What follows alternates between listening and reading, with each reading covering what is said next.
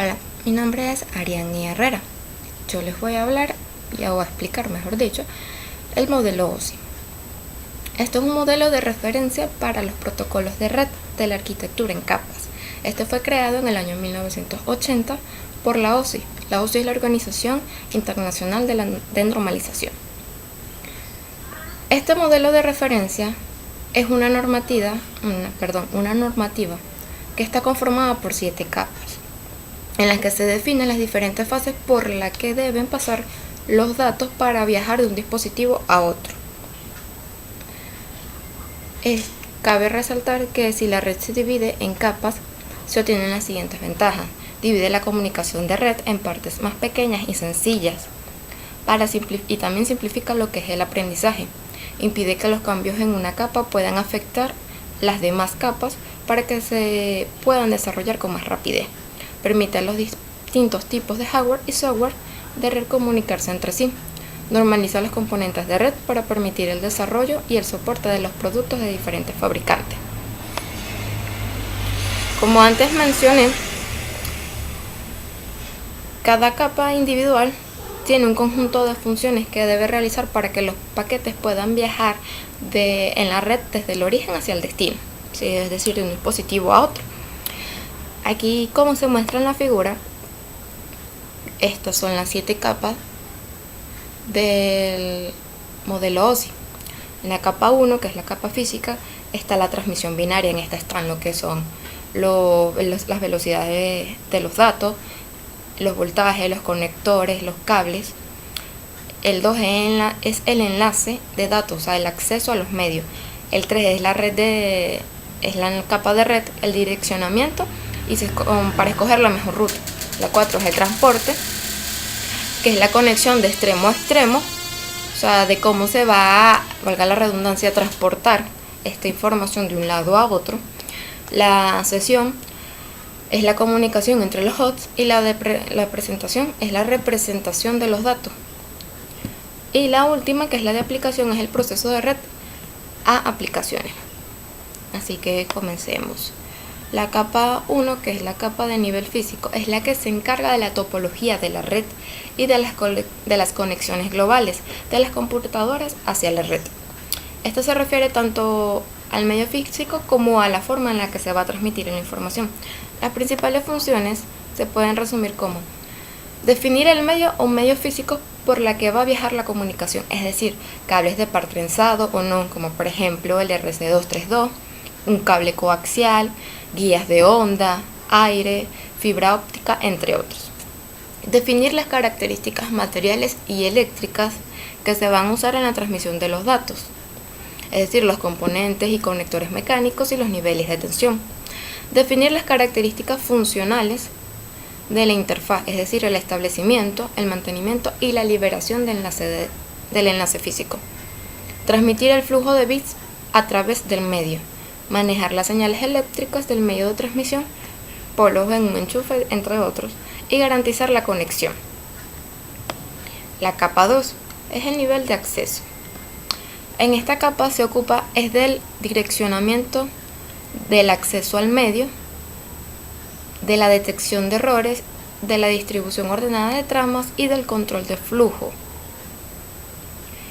Esta determina o se encarga también de la protocolización de datos, que se llaman protocolos a las reglas que se deben seguir a cualquier capa del modelo OSI.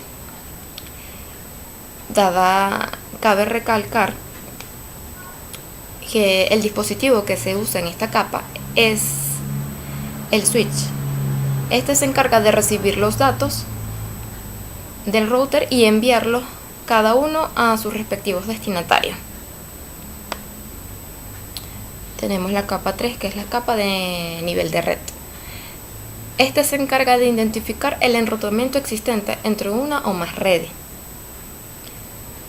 Los datos las unidades de datos se denominan paquetes y se pueden clasificar en protocolos enrutables o protocolos de enrutamiento. Los protocolos enrutables viajan con los paquetes, un ejemplo, el IP, el IPX, entre otros. Y los de enrutamiento permiten seleccionar las rutas como el RIP, el BGP, entre otros. El objetivo de esta capa en sí es hacer que los datos lleguen desde el origen al destino, aunque ambos no estén conectados directamente. Los dispositivos que facilitan esta tarea se denominan encaminadores o enrutadores, que que los conocemos como routers. Estos trabajan en esta capa. Y aunque cabe destacar que pueden actuar como un switch de nivel 2, o sea, de la capa de nivel 2, en determinados casos, dependiendo de la función que se le asigne. En este nivel se realiza lo que es el direccionamiento lógico y la determinación de la ruta de datos hasta su recepción final. La capa 4 o nivel de transporte. Esta capa se encarga de efectuar el transporte de los datos, valga la redundancia, que se encuentran dentro del paquete. Estos se van a encargar de enrutar o transportar los datos desde la máquina de origen hasta el destino, independizándolo del tipo de red física que se esté utilizando. La PDU, que es la unidad de datos de protocolo de la capa 4, o sea, de esta capa, se llama segmento o datagrama, dependiendo si corresponde a la TCP o a la UDP, que son sus protocolos. Uno es orientado a la conexión y otro es no orientado a la conexión. Por lo tanto, estos trabajan con puertos lógicos. La capa 5, o que es la de nivel de sesión, esta capa es la que se encarga de mantener y controlar el enlace establecido entre dos computadoras que están transmitiendo datos de cualquier índole.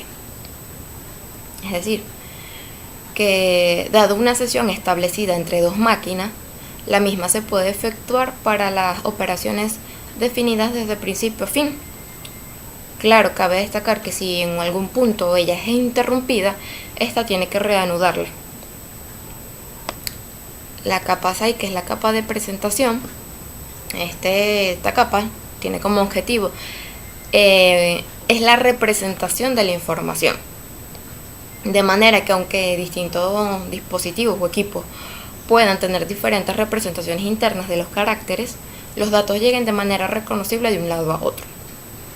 Esta capa pues la que trabaja con el contenido de la comunicación. En ella se encuentran los aspectos tales como semántica y la sintaxis de los datos transmitidos, ya que distintas computadoras pueden tener como diferentes formas de manejarla, como antes mencioné. Esta también se encarga de descifrar los datos y comprimirlos, por lo tanto, esta se puede decir que esta capa actúa como un traductor. La capa 7 es la capa de aplicación. Esta ofrece las aplicaciones la posibilidad de acceder a los servicios de las demás capas y define los protocolos que se utilizan las aplicaciones para intercambiar datos, como el correo electrónico, gestores de base de datos y servidor de ficheros, entre otros. Actualmente existen protocolos como aplicaciones distintas, puesto que continuamente se van desarrollando nuevas aplicaciones y el número de protocolos crece sin parar día a día. Cabe aclarar que el usuario normalmente no está interactuando con la capa 7, que es la capa de aplicación, o sea, directamente, sino que este interactúa con el programa, que este a su vez interactúa es con el nivel de aplicación. Pero esto oculta todo lo que es la complejidad subyacente detrás de todo esto.